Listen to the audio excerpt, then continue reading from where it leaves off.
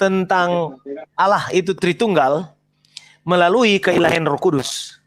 Begitu, Pak. Pokok-pokok pikiran kemarin harus dipegang yang tadi disampaikan oleh Pak Peter di bagian pengantar tadi. Nah, hari ini kita akan berbicara tentang kualifikasi dari ketiga pribadi dalam Tritunggal atau Allah yang Maha Esa itu, dalam tiga pribadi itu, sebagai apakah pribadi-pribadi itu memang memenuhi syarat atau ya memenuhi syarat disebut sebagai Allah.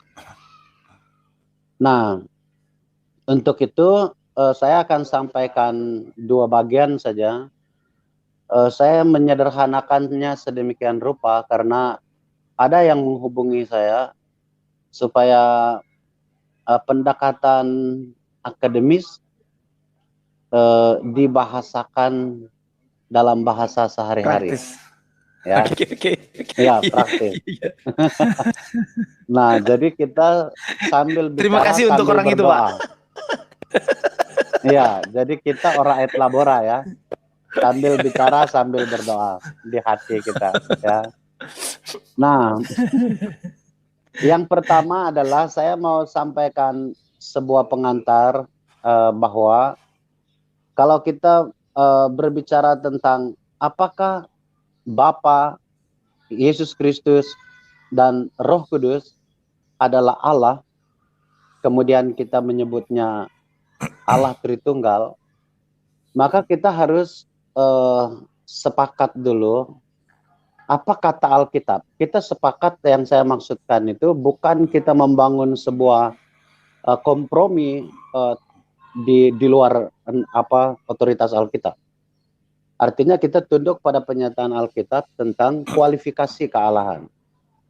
Nah, Henrik Lerenteisen dan beberapa teman yang lain sepakat ya, Berhoff juga sama, membagi atau menyatakan Allah itu dalam beberapa bagian, tapi saya membawa kita kepada sifatnya saja hari ini.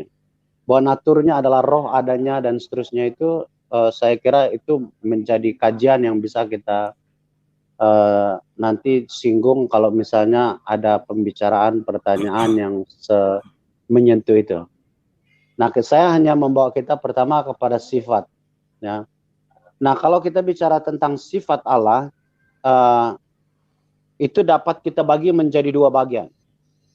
Ya, dua bagian. Yang pertama disebut dengan sifat non-moral.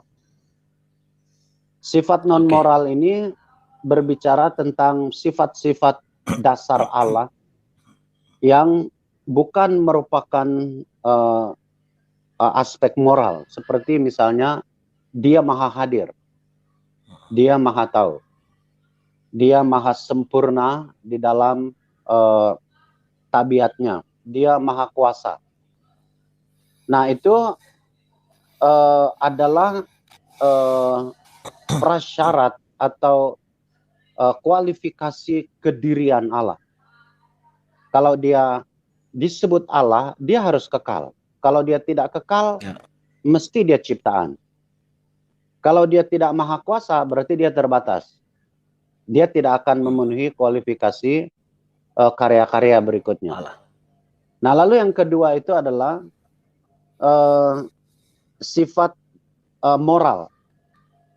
Sifat moral ini menyangkut kemahamuliaannya, kemahamurniannya, atau kemahasuciannya, kemahabenarannya, kemahaadilannya, gitu. Jadi Charles Ryrie mengistilahkan itu dengan kesempurnaan Allah. Jadi dia sempurna di dalam sifat-sifat moral dan juga sempurna dalam sifat-sifat non-moral. Nah, kenapa Ryrie memakai kata sempurna? Dia mau menyatakan bahwa Allah itu hanya bisa disebut Allah kalau kualifikasi-kualifikasi yang dilekatkan kepadanya sebagai hakikat atau tabiat dasarnya itu sempurna. Kalau dia tidak sempurna, maka dia tidak Allah. Nah, ini dulu. Dari sini kemudian kita melihat apakah ketiga pribadi itu di dalam Tritunggal itu memenuhi syarat itu. Nah, dari semua penyataan Alkitab, kita mulai kepada Bapa. Ya. Dalam semua penyataan Alkitab, kalau mengenai Bapa ini hampir tidak ada pertanyaan.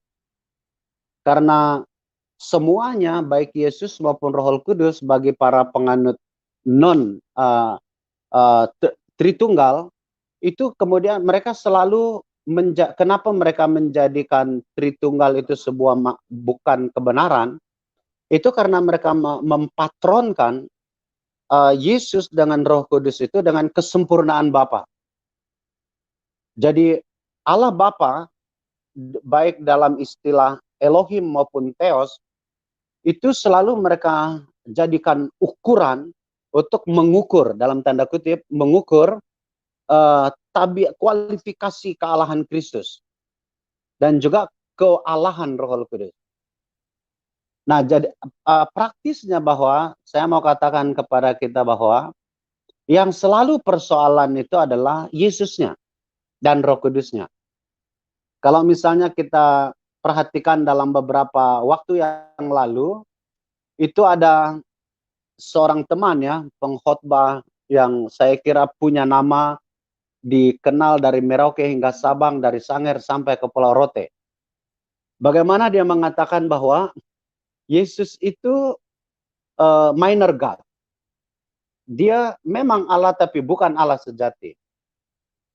Dan itu didengar oleh semua orang. Dan ada yang berkata juga Roh Kudus apalagi gitu.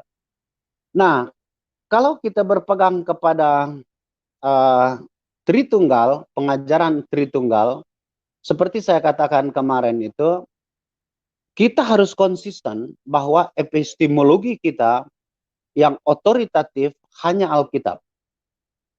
Di luar penyataan Alkitab, sekaliber apapun tokoh itu, setinggi dan sedalam apapun filosofi dari pemikiran filsuf itu, kita harus mengeliminirnya.